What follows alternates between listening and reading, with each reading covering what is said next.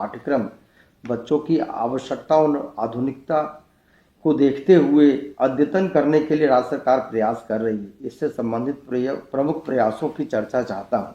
और सर, ऐसा ही सवाल नारायण झा विद्यालय अध्यापक उच्च माध्यमिक विद्यालय करहरा बेनीपट्टी मधुबनी से है। उन्होंने भी ऐसा ही सवाल पूछा है। देखिए, स्किलिंग पे मेरी जितनी भी मीटिंग हुई हैं और उसमें मेरा ये रहा है कि बच्चे जो स्कूल में हैं, विशेषकर 9th 10th 11th and 12th, ये 4 क्लासेस के, इनको जो स्किल ट्रेनिंग है वह उनको देनी चाहिए। और इसके लिए हम लोग ये कर रहे हैं कि जितने भी उस स्कूल के निकट में जो ITI हैं, पॉलिटेक्निक हैं और इंजीनियरिंग कॉलेज हैं, हम लोग उसके साथ संबंध कर रहे हैं। संबंध पूरे एक पत्र लिखा गया था, किंतु उसके बाद इस पर आगे की कार्रवाई नहीं की गई। तो हम लोग ITI, पॉलिटेक्निक और इंजीनियरिंग कॉलेज से इसको संबद्ध करेंगे और उसके बाद जितने भी बच्चे हैं वो अपने निकटतम जो ट्रेनिंग सेंटर्स हैं, जैसे प्लम्बिंग का, इलेक्ट्रिशियन का, फिटर का और मोटर मैकेनिक का, जितने भी स्किल हैं वह प्राप्त कर सकेंगे। तो बहुत सारे बच्चे हैं, हो सकता है कि इसको अपना कैरियर बनाना चाहें या स्किल का जो जानकारी के बाद वो उस स्किल में आगे काम करना चाहें।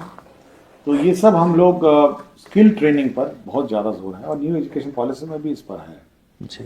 तो हम लोग कल भी बैठक करेंगे, मतलब कल परसों 2-3 दिन में बैठक करेंगे जी। और इस महीने हम लोग सभी को संबद्ध कर देंगे जी।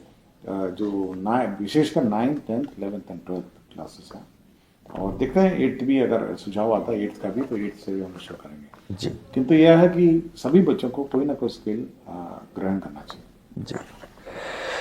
एक राष्ट्रपति पुरस्कार प्राप्त शिक्षिका है कुमारी गुड्डी, उत्क्रमित हाई स्कूल से हैं, बेलवा काशीपुर किशनगंज से। ये कह रही हैं कि बाला कक्षाएं जो कि छोटे छोटे बच्चों के लिए शिक्षा के क्षेत्र में एक वरदान है, उस पर विभाग द्वारा पहल कर पूरे विद्यालय में क्या लागू करवाने की पहल की जा सकती है? देखिए, बाला जो वॉल पेंटिंग है, तो मैं बहुत सारे स्कूल्स में जाता हूँ। हाल ही में मैं आरा में गया था, तो पूरा स्कूल पेंटेड था। मतलब सारे जहाँ बच्चे बैठे हुए थे क्लास में, चारों तरफ दीवारें पेंटेड थी।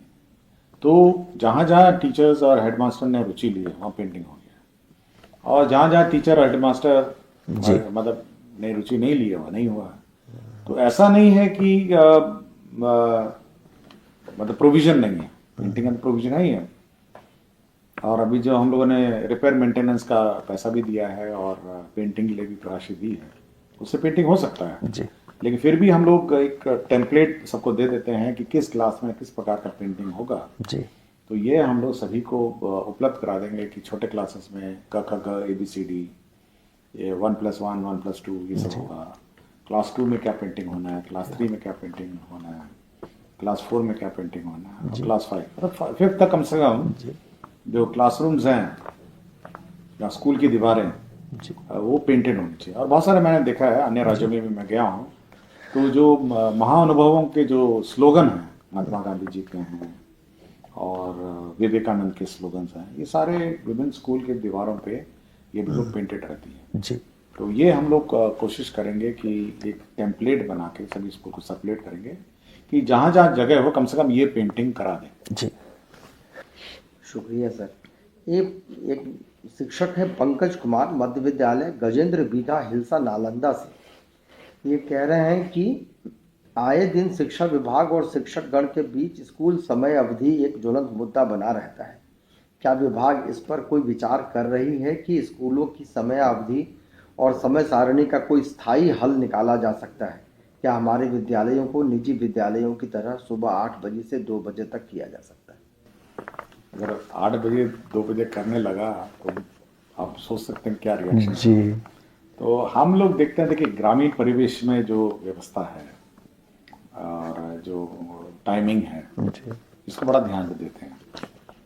हमारे सारे स्कूल तो ग्रामीण क्षेत्र में है, बिल्कुल शहरी क्षेत्र में कम है। तो हम लोगों ने हाल ही में आपके स्कूल टाइमिंग्स परिवर्तन किए हैं जी।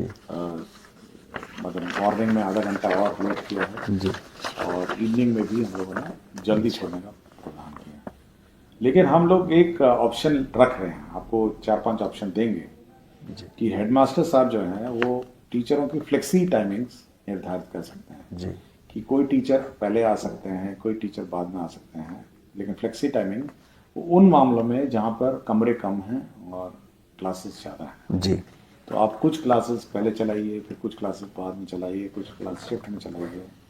तो वो फ्लेक्सी टाइमिंग का जो प्रावधान है, अभी अटेंडेंस का जो मॉड्यूल है, जो जी। सॉफ्टवेयर ई शिक्षा कोर्स है, वो अमेंडमेंट हो रहा है।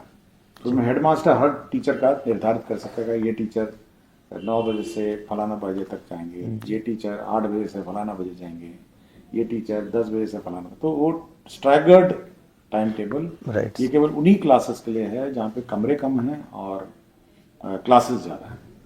लेकिन जहाँ पे सभी कमरे भी हैं, क्लासेस हैं, मेरे ख्याल से एक रूपता ठीक रहेगी। जी एक पूजा बोस है, प्राथमिक विद्यालय जनक बाग उल्लास बाग, कस्बा जिला पूर्णिया से। इनका सवाल है कि क्या सरकार आने वाले समय में पोशाक राशि के बदले पोशाक देने का कार्यक्रम कर सकती है। इस पोशाक के अंतर्गत पैंट, शर्ट, जूता, मोजा, टाई, बेल्ट, यहाँ तक कि सर्दी के मौसम में स्वेटर यानी फुल यूनिफॉर्म लाने की योजना कर सकती है, क्योंकि सरकार की तरफ से सबसे लाभकारी महत्वाकांक्षी योजना हर बच्चों के हाथ में ससमय किताब मिलने की योजना 100% सफल रही है।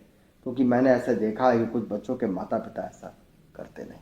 देखिए, हम लोग चाह रहे हैं कि जैसे प्राइवेट स्कूल में जब नई स्कूल और क्लासेस शुरू हो रही हैं, तो जो पहला दिन है, जी उसी पहले दिन में आपको पोशाक, किताबें, किट सब उपलब्ध हो जानी चाहिए, और किताबें भी सब भी।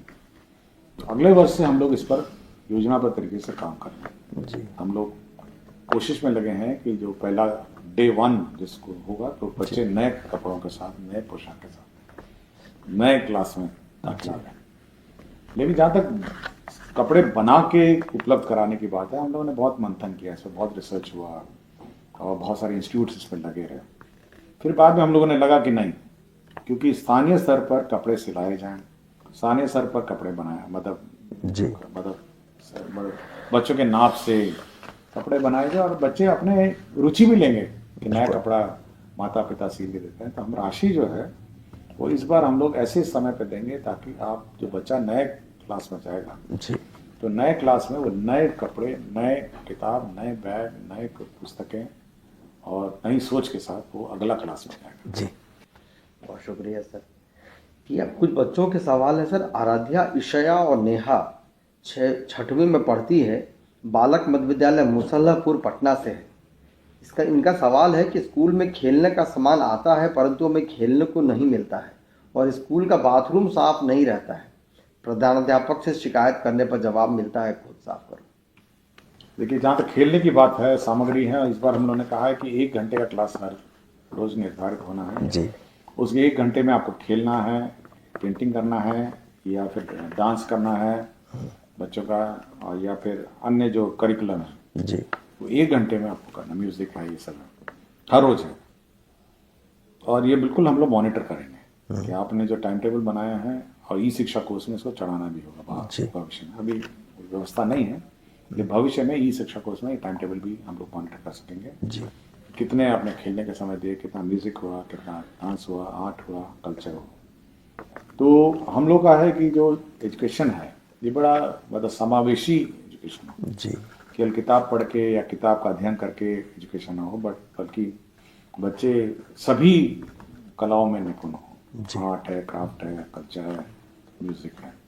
और जहाँ तक बाथरूम की बात है, हम लोगों ने सभी टीचर्स को ये राशि दी है कि सफाई कर्मी रखे, वो सफाई नियंत्रण ये करें। तो ये शिकायत ज़रूर जगह जगह पर मिलती है, और कभी कभी जो वेतन आगे पीछे हो जाता है जी सैलरी का, उसमें भी ये निरंतरता थोड़ी टूट जाती है। तो हम लोग कोशिश करेंगे कि समय पे ऐसे सफाई कर्मियों को वेतन मिले और वो नियंत्रण रूप से इस पर काम करें। जी सर। एक कक्षा 8 का छात्र है सुशील कुमार, राम मोहन राय सेमिनरी से है। शिक्षक पढ़ाने की बजाय खुद पढ़ने बोलते हैं और स्वयं दूसरे कामों में व्यस्त हो जाते हैं। देखिए, एक बार मुझे याद है, जी। मैं किसी बच्चों के से बात कर रहा था, जी तो मैं ऐसे पूछा कि आपके स्कूल में क्या चलता है। जी तो बिल्कुल यही बात बोला बच्चा ये बच्चे नहीं मेरे ख्याल से जी बच्चे ने सवाल पूछा है हाँ, सर। तो बच्चा बोला कि सर हम तो जाते हैं स्कूल में और तो उसने एक बड़ा टर्मिनोलॉजी बोला, मैं मेरे दिमाग में आज भी बैठा है। और मैं प्रभारी जिला सचिव भी रहते हैं, हम लोग जिले में जाते हैं। तो उसने बोला, मैंने कहा तो आप बैठे रहते हैं, टीचर क्या करते हैं? जी स्कूल में तो आप जाते हैं। तो एक शब्द बोला, तो वो बच्चे ने इजाज किया होगा, बच्चों ने ही इजाज किया कि बोला कि गपिस्टिंग करते हैं। तो शब्द मुझे गपिस्टिंग जो शब्द है ना, जी तो मैंने कहा ये गपिस्टिंग क्या होता है? तो बोला वो हम बैठे रहते हैं, वो गप लगाते हैं। मेरे ख्याल से ये बड़ा आपत्तिजनक है। देखिए बच्चा आता है, बच्चे और माता पिता बड़े उत्साह से आपको बच्चों को भेजते हैं, और जो शिक्षक हैं ये उनका दायित्व है कि वो बच्चे को मतलब शिक्षा दे, उसका भविष्य बनाए। मैं बार बार बोलता हूँ, हर फोरम में बोलता हूँ, बस उसका भविष्य बनाने का काम आपका है। अगर उस समय में आप गपिस्टिंग करेंगे, मोबाइल देखेंगे और इंटरनेट देखने बैठ जाएंगे तो थोड़ा अब ये बहुत कम संख्या है, मैं ये नहीं कहता कि बहुत लोग करते हैं, बट जितने भी टीचर करते हैं ये काम, वो मेरा उनका अनुरोध है कि भाई बच्चों को पढ़ाइए। जी और ज़्यादातर मैंने बहुत सारे स्कूल में मैं औचक जाता हूँ, ज़्यादातर स्कूल में बच्चे को टीचर लोग बड़े मेहनत से पढ़ाते हैं, जी बहुत मेहनत लगाते हैं। बट कुछ हैं जो गपिस्टिंग अभी भी मतलब करते हैं, जिसका मेरा अनुरोध है कि आदत छोड़ के आप बच्चों को पढ़ाएं। जी सर। एक साक्षी सिन्हा है, कक्षा 8 की बच्ची है, आर्य कन्या प्राथमिक विद्यालय नया टोला से है। उसका सवाल है कि स्कूल के बंद होने का समय निर्धारित समय 3:15 है, परंतु कई बार बच्चों के कम आने की स्थिति में स्कूल पर समय से पहले बंद करा दिया जाता है, और घर जल्दी पहुंचने पर अभिभावकों का प्रश्न होता है कि स्कूल जाने के बजाय कहीं और घूम रही थी क्या। देखिए अभी हम लोगों ने जो अटेंडेंस सिस्टम है, अभी एंट्री अटेंडेंस फोटो के साथ है जी, तो अभी 1 दिसंबर से एग्जिट अटेंडेंस भी फोटो के साथ है जी मतलब जब आप बाहर स्कूल छोड़ के जाएंगे तब भी आपको फोटो खींचनी होगी। जी तो एंट्री और एग्जिट दोनों अब मॉनिटर होगा, पहले नहीं था। जी तो हमको बार बार पूछे कि भाई ये मतलब एग्जिट एंट्री जो है वो बिना फोटो के कारण है, तो क्या हो रहा है? तो यही शिकायत है जी तो इस बार एग्जिट अटेंडेंस भी फोटो के साथ है, जी तो मेरे ख्याल से ये शिकायतें कम हो कम हो जाएंगे सर। और समय भी मैंने निर्धारित किया 4 बज गया, बिल्कुल, 4 बजे, तो अब वो शिकायत नहीं होगी कि जल्दी बच्चे चले जाएं। सर एक सवाल है, शिवानी कुमारी है, 6वीं में पढ़ती है, बालक मध्य विद्यालय मुसलापुर की है। इसका सवाल है कि शिकायत पेटी में डाले गए शिकायत पत्रों को जांच के दौरान गायब कर दिया जाता है। इसका एक एसओपी बनाएंगे हम लोग, जी और एसओपी बना के इसका हम लोग जी जो बाल सांसद है, बाल स्टूडेंट कमिटीज है, जी इसको थोड़ा सुदृढ़ करेंगे। सुझाव आया है जी और ये उनके समक्ष ये लोग कंपाइल करेंगे, फटाफ करेंगे। तो ये एक एसओपी इसका बनाना है। मेरी जानकारी में ये एसओपी नहीं है, और कैसे उसका डिस्पोजल होगा, कैसे उस पर विचार होगा, और फिर बच्चे को कैसे फीडबैक मिलेगा, इसका एक एसओपी हम बनाएंगे। इस सुझाव के लिए मैं धन्यवाद देता हूँ। जी बहुत बहुत शुक्रिया सर।